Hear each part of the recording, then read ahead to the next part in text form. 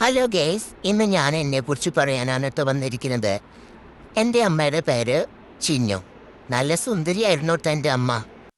ഞാൻ ജനിച്ച കുറച്ച് നാൾ കഴിഞ്ഞപ്പോൾ എൻ്റെ ചിന്നു അമ്മേനെ എനിക്ക് നഷ്ടപ്പെട്ടു. പിന്നെ എന്നെ വളർത്തിയത് ഇവിടുത്തെ അമ്മയാണ്.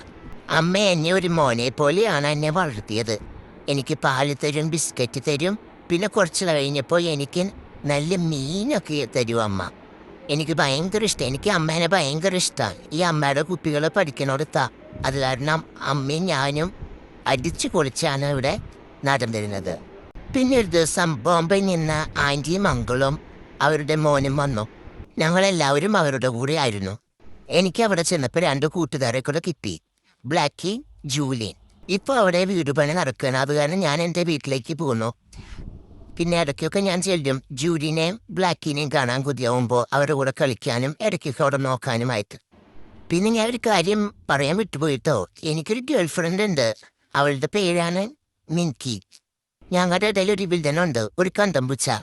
ഞാനും അവനും കണ്ടാൽ എപ്പോഴും അടിയാണ്. പക്ഷേ ഞാനാണ് കേമന്തോ. എന്നെ കണ്ടാൽ അങ്ങനെ തോന്നില്ലേ? ഞാൻ ഡെയിലി മുട്ടയും പാലും ഒക്കെ കഴിച്ചു വളർന്ന മിടുക്കനാണ്. സമയം കിട്ടുമ്പോൾ ജിമ്മിന് പോവാറുണ്ട്. ഇതൊക്കെയാണ് എൻ്റെ കാര്യങ്ങൾ. ഇനി കുറച്ച് സമയം നമുക്ക് വാഴ നനയ്ക്കാം. നനച്ച് ഞാനൊരു വാഴയാവോ?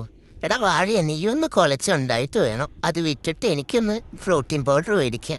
എന്നാൽ വാള കയ്യിലിട്ട പെണ്ണഴകേ, എത്തിത്തോടാൻ എത്തുമില്ല ആരുമില്ലല്ലോ. ഓ, എൻ്റെ മിനിക്ക് എവിടെയാണാവോ? എന്ത് ചെയ്യാണാവോ? എടി മിനിക്ക്, ഇവനെന്താ വായിക്കേറ്റു? എൻ്റെ ക്യാമറ എടുത്തോണ്ട് പോടെ. അമ്മ മസാജ് ചെയ്തു തരാണ്. ഓ, എന്തൊരു സുഖം. ആഹാ, ഓ, ഉറങ്ങാനാ തോന്നണം. ജൂലിയും ബ്ലാക്കിയും എൻ്റെ കൂടെ കളിക്കാൻ വേണ്ടിയിട്ട് അമ്മോട് ഗുസ്തി പിടിക്കാണ്. ഗേൾസ്, അപ്പോൾ വീഡിയോ അവസാനിപ്പിക്കാൻ പോവാണ്. അമ്മ തീർത്തി വിളിക്കുന്നുണ്ട്. സമയം വൈകി, ഇരുട്ടായ കൊണ്ട് പോവാണ്. ടാറ്റാ.